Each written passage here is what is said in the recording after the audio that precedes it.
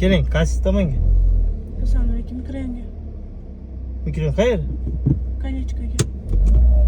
Nima qilasizlar? Nima qilishmaydi, hozirga aytib berishim kerak. Gaplashib ketaylik dedi. Yo'q, gaplashmaymiz, jim ketaylik. Kamila, hali yarim soat bo'lmadi-yu. Boraman hozir yarim soatda. Kechirasiz. Telefonda gaplashish mumkin emas men mashinada. Xo'p. Qo'shiq eshitaylik bo'lsa. Qo'shiq? Mayli, bekor bo'lyapti.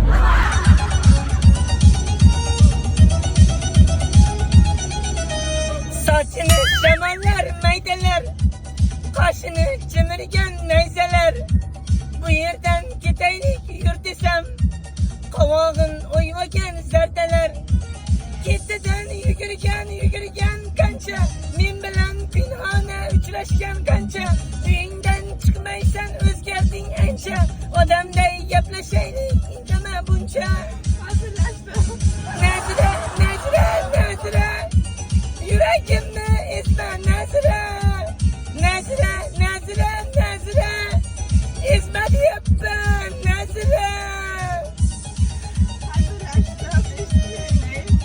Taşlarga ismingni yozar edim, sezarding men seni sevar edim. U menga mos emas, sen zo'r debsan, so'z berib dadishing bilar edim. Jim ketaylik. Ajrashganmisiz? Yo'q, xotinim bor. Yo'q, ovozingiz bilan.